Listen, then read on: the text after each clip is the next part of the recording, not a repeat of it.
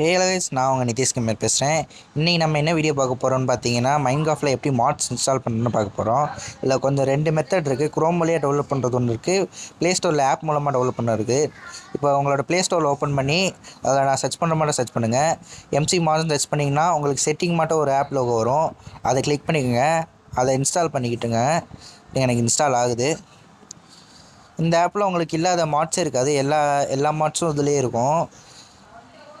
இதில் இல்லாத மாட்ஸ்னால் நீங்கள் குரோம்லேயே டெவலப் பண்ணிக்கலாம். அதை நான் எப்படி நெக்ஸ்ட் வீடியோவில் சொல்கிறேன். ஓகே, ஆப் இன்ஸ்டால் ஆகிடுச்சு. இப்போ ஆப் ஓப்பனிங் ஆகுது.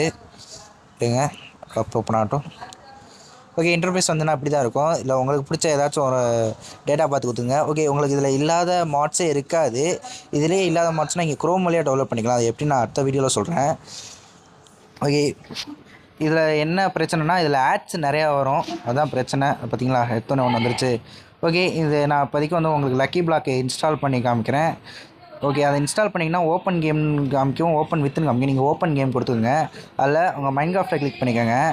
மைன்கிராஃப்ட் கிளிக் பண்ணால் டேரெக்டாக உங்களுக்கு மைன்கிராஃப்ட் கேம்குள்ளே போயிடும். ஓகே, லோடிங் ஆகுது. ஓகே, எனக்கு கேம் லோட் ஆகிடுச்சு. ஓகே, வேர்ல்டு இம்போர்ட்டட் ஆகிடுச்சு. இப்போ சக்ஸஸ்ஃபுல்லும் ஆகிடுச்சு. ப்ளேன்னு கொடுத்துக்கோங்க.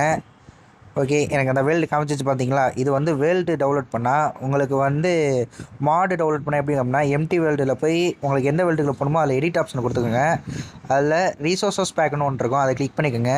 இதில் அவைலபிளாக உங்களோட நீங்கள் டவுன்லோட் பண்ண மாடு இருக்கும்.